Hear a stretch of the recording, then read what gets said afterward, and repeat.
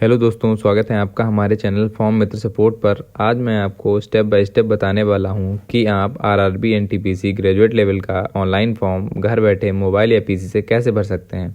अगर वीडियो अच्छी लगे तो वीडियो को लाइक, कमेंट, शेयर और चैनल को सब्सक्राइब करना मत भूलना। तो चलिए वीडियो को शुरू करते हैं।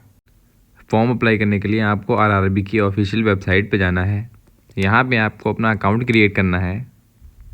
अकाउंट क्रिएट करने के लिए आपको क्रिएट एन अकाउंट पर क्लिक करना है।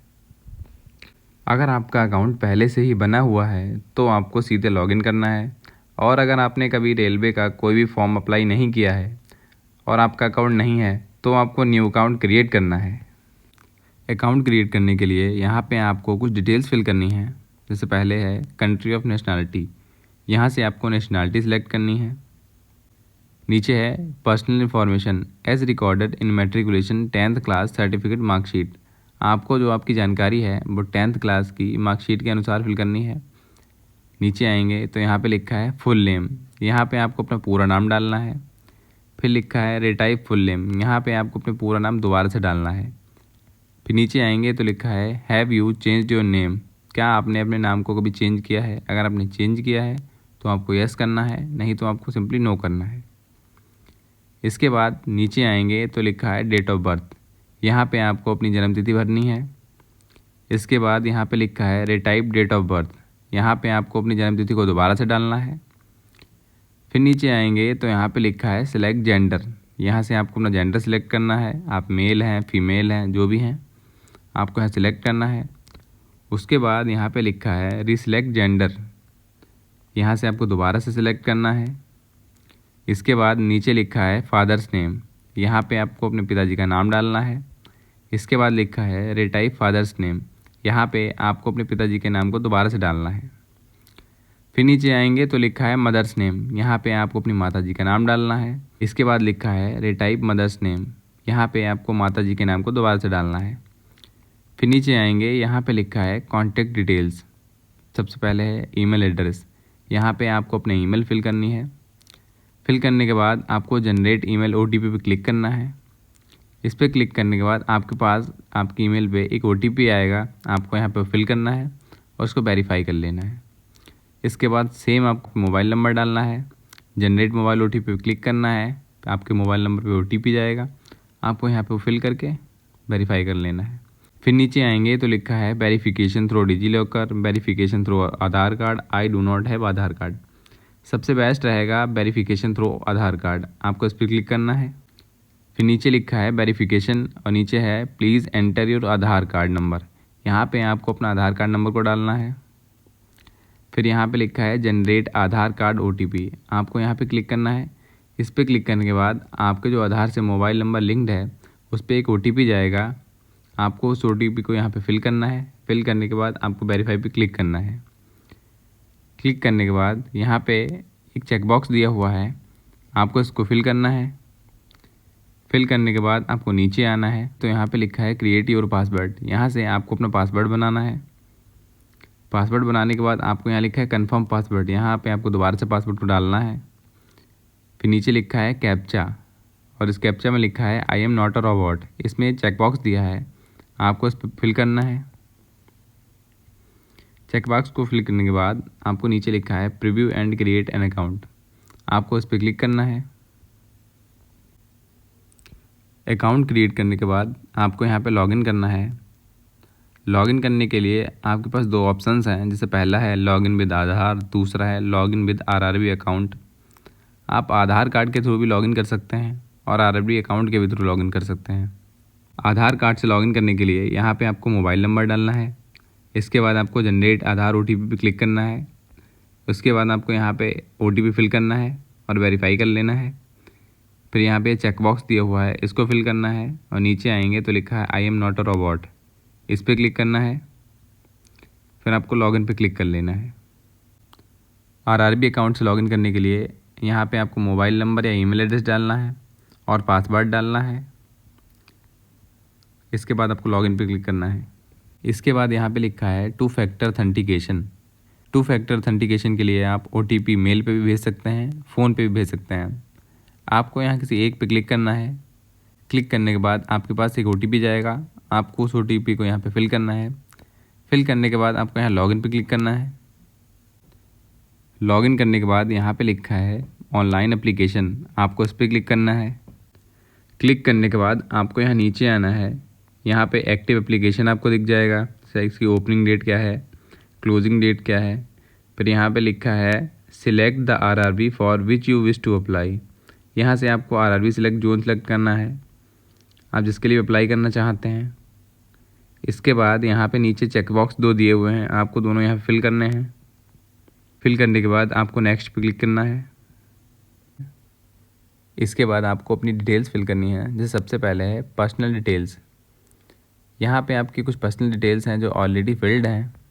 आप यहाँ नीचे आएंगे तो यहाँ पे लिखा है मैरिटल स्टेटस, आप मैरिड हैं अनमेरिड हैं, यहाँ से आपको सिलेक्ट करना है। इसके बाद लिखा है रिलीजन, यहाँ पे आपको रिलीजन सिलेक्ट करना है, आप हिंदू हैं, मुस्लिम हैं, सिख हैं, ईसाई हैं, जो भी हैं आपको सिलेक्ट करना है। इसके बाद है मदर टंग, यहाँ से आपको अपनी मातृभाषा सिलेक्ट करनी है।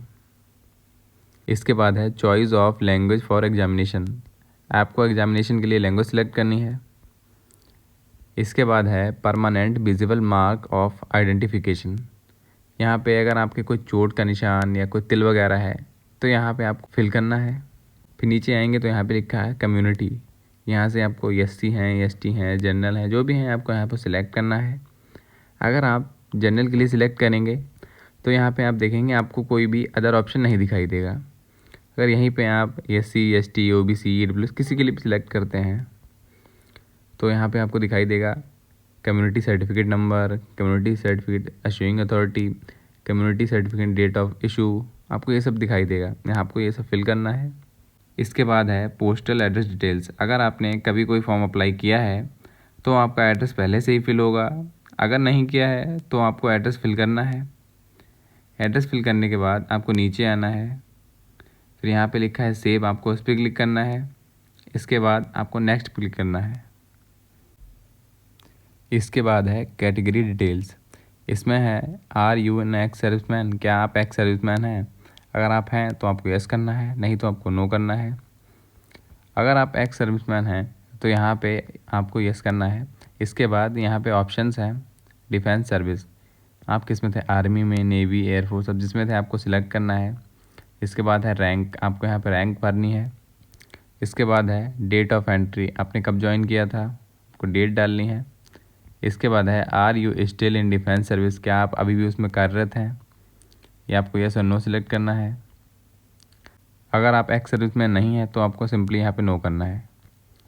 इसके बाद आप नीचे आएंगे तो लिखा है person with benchmark disability details, अगर आप दिव्यांग हैं तो यहाँ से आपको यस और नो सिलेक्ट करना है। अगर आप दिव्यांग हैं तो यहाँ पे आपको यस करना है। इसमें आपको फिर डिसेबिलिटी कैटेगरी डालनी है कि आप किस तरह से डिसेबल हैं, सुनने में प्रॉब्लम है, देखने में प्रॉब्लम है, जो भी है आपको सिलेक्ट करना है। इसके बाद है सब डिसेबिलिटी कैटेगरी, यहाँ से आपको वो सिलेक्ट करनी है। फिर इसके बाद है परसेंटेज ऑफ डिसेबिलिटी, यहाँ से आपको परसेंटेज फिल करना है। फिर इसके बाद है PWBD सर्टिफिकेट नंबर, यहाँ पे आपको सर्टिफिकेट नंबर डालना है। इसके बाद है PWBD सर्टिफिकेट इशू डेट, यहाँ पे आपको इशू डेट डालनी है। इसके बाद नीचे है UDID नंबर, यहाँ पे UDID नंबर डालना है। इसके बाद अब नीचे आएंगे तो यहाँ पे लिखा है are you eligible to avail fee concession under EBC, क्या आप EBC के थ्रू फ़ी कंसेशन के लिए एलिजिबल हैं। अगर आप हैं तो आपको यहाँ यस करना है, नहीं तो आपको यहाँ पे नो करना है। फिर अब नीचे आएंगे तो यहाँ पे लिखा है details of serving railway applicant, are you an employee of Indian railways, क्या आप इंडियन रेलवेज़ को एम्प्लॉय हैं। अगर आप हैं तो आपको यहाँ पे यस करना है, नहीं तो आपको यहाँ पे नो करना है। इसके बाद नीचे लिखा है current employment details other than employees of railway, नीचे है name of the current department organisation, अगर आप कहीं पे भी जॉब करते हैं तो यहाँ पे वो सिलेक्ट करना है आपको, सेंट्रल गवर्नमेंट में है, स्टेट गवर्नमेंट में है, PSU में है। अगर आप इस किसी में भी नहीं करते हैं तो आपको नॉट अप्लीकेबल पे क्लिक करना है। इसके बाद है bank details for refund of fee, यहाँ पे आपको अपनी बैंक डिटेल्स देनी है, आपकी जो फ़ीस रिफ़ंड आती है उसके लिए। इसके बाद नीचे आएंगे तो यहाँ पे लिखा है सेव, आपको उस पर क्लिक करना है।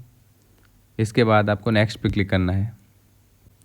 इसके बाद है एसेंशियल क्वालिफ़िकेशन, अगर आपने पहले कभी कोई फॉर्म फिल किया होगा तो यहाँ पे आपको 10th क्लास की जो डिटेल्स हैं वो पहले से दिखाई देंगी। इसके बाद अब नीचे आएंगे तो यहाँ पे लिखा है क्वालिफ़िकेशन, यहाँ से आपको क्वालिफ़िकेशन सिलेक्ट करनी है। इसके बाद यहाँ पे लिखा है डिसिप्लिन सब्जेक्ट, यहाँ से आपको डिसिप्लिन सिलेक्ट करना है।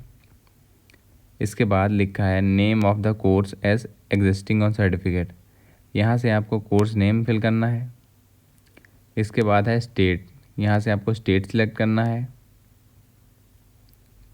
इसके बाद है डिस्ट्रिक्ट, यहाँ पे आपको डिस्ट्रिक्ट सिलेक्ट करनी है। फिर इसके बाद है नेम ऑफ कॉलेज यूनिवर्सिटी, यहाँ पे आपको कॉलेज का नेम या यूनिवर्सिटी का नेम फिल करना है।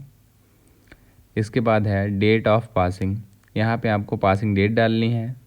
फिर है do you have typing proficiency in English और हिंदी ऑन कंप्यूटर, क्या आप कंप्यूटर में अच्छे से हिंदी या इंग्लिश में टाइपिंग कर लेते हैं। अगर आप कर लेते हैं तो आपको यहाँ पे येस करना है, नहीं तो आपको यहाँ पे नो करना है। इसके बाद आपको ऐड पे क्लिक करना है। ऐड पे क्लिक करने के बाद आपको नेक्स्ट पे क्लिक करना है। इसके बाद नेक्स्ट स्टेप है फ़ोटो और सिग्नेचर अपलोड करने का। यहाँ पे आपको अपना फ़ोटो और सिग्नेचर अपलोड करना है। यहाँ पे लिखा है सैम्पल ऑफ फ्यू रिजेक्टेबल फ़ोटोज़, आप इस पर क्लिक करके ये देख सकते हैं आपको किस तरह का फ़ोटो अपलोड करना है, किस तरह का फ़ोटो नहीं अपलोड करना है। इसके बाद आप नीचे आएंगे तो यहाँ पे लिखा है कैप्चर लाइव इमेज, आप इस पर क्लिक करके आप अपना फ़ोटो है उसको कैप्चर कर सकते हैं। इसके बाद आप नीचे आएंगे तो यहाँ पे लिखा है एप्लीकेंट सिग्नेचर, यहाँ पे आपको अपने सिग्नेचर अपलोड करने हैं। सिग्नेचर अपलोड करने के लिए आपको ब्राउज़ पे क्लिक करना है। ब्राउज़ पे क्लिक करने के बाद आपको आपके डिवाइस से अपने सिग्नेचर को सिलेक्ट करना है और यहाँ पे अपलोड कर देना है।